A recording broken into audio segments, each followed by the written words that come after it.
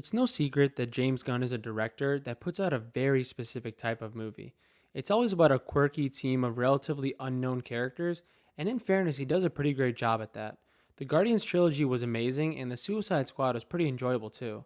When he started writing Superman, though, it's fair to say a lot of people got nervous considering it's a solo character movie, and one about a character that is a bit more serious than Gunn is used to writing for. I said in a previous video I had hope for DC after Guardians 3, and I still do. But in the weeks since, there have been a lot of rumors about Superman Legacy and how there would be existing DC characters within that world appearing in the movie. The more rumors I heard, the more dots started connecting to indicate a pattern. Whether it's Superman Legacy's rumored cameos or Brave and the Bold focusing on the Bat family, it seems like Gunn is trying to turn what should be solo character outings into team ups. It's an interesting approach to attempt to compensate for lacking his usual quirky team of characters, but is it the right fit for DC? Since the announcement of his new DCU slate, it was pretty obvious he got creative freedom considering how many unknown DC teams he decided to make movies for. We still had solo movies like Superman Legacy on the slate, so it seemed like we'd at least get some good along with the unwanted stuff. Then the rumors started when James Gunn kept responding to tweets and doing interviews. He would confirm things like his Superman being an existing hero in a world that already had heroes. A lot of people were happy that they wouldn't be getting an origin story again, and frankly, I'm a bit conflicted on that. I get people are sick of origin stories, but to be honest, I've always loved them, and seeing this Superman start from the beginning would have been pretty fun. After that, we kept hearing about more rumored additions to Superman Legacy. The first was Crypto, and that made sense, so nothing too bad there. Then there was Mr. Terrific, which felt like an odd choice, but considering his connection to Metropolis, it was fine.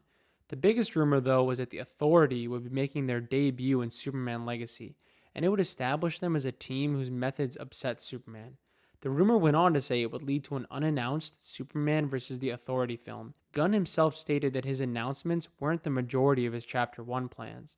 That meant there was a lot more to come, and considering how he expressed interest in a very interconnected universe, it seemed like a logical step to take.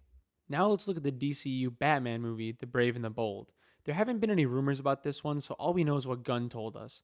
This is going to be a movie about Batman and Damian Wayne, and it'll focus more heavily on the Bat family than previous movies have. That's not necessarily a bad thing, as most previous modern Batman entries tend to exclude his sidekicks, so it is going to be cool to see characters like Nightwing done justice in a movie. But it does lead to an interesting conclusion about Gunn's plans for the new DCU. Based on all that information, there's definitely a trend these movies seem to be following. They pick up with an existing A-list hero like Batman and Superman, and stuff the movie with other characters that aren't completely out of place, but given these are the A-list characters' introductions, definitely feel unnecessary. One could argue Gunn wants his DCU to feel like a world full of heroes, hence all the rumored cameos and co-stars, but given recent Hollywood trends and Gunn's history, there are much more logical and obvious explanations. The first is he's using these A-list heroes as a launching pad for teams of characters Gunn prefers, like the Authority or the Bat family. Now, this explanation is pretty obvious given he already admitted to doing that in his initial announcement video. It's no surprise that he just so happens to be inserting characters that match his style of movie making into these films, and it seems a bit disingenuous to the main hero in their story. How much time are characters like Superman, Lois, and Lex going to get if the movie has to introduce a whole team like the Authority?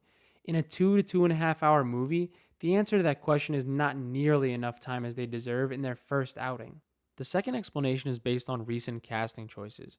Gunn confirmed the casting for Superman and Lois Lane this week, and they're both pretty accurate choices. Based on that, if his approach is to cast accurately and then find other comic book characters to add in to make his DCU more diverse, that's a pretty great strategy. That being said, I can't help but feel if these characters are getting their own solo projects anyway, why do they have to be in a movie like Superman Legacy? Why can't Superman also have his own movie that just handles his story? It seems unfair to saddle characters like Superman with all these additional heroes who are getting their own time to shine in the next few projects anyway. But Hollywood has certain rules now, and Gunn probably has to play within those requirements. Requirements or not, it still sucks that we won't really be getting solo movies. Superman Legacy and Brave and the Bold both seem saddled with introducing their namesake characters as well as a plethora of new ones. It makes sense why they're skipping origin stories now, and like I mentioned already, there might be a few key reasons Gunn is taking this route. It's one of those situations where you can't win every battle, so it comes down to small victories. If Gunn's goal is to cast his roster accurately and bring in lesser known, diverse DC heroes, It shows he's at least willing to put in the work to develop those diverse characters, instead of taking the easy, lazy, and much less creative way out, which is just to race and gender swap existing heroes. To be clear, this is all just logical assumptions based on current rumors and the few casting confirmations we do have.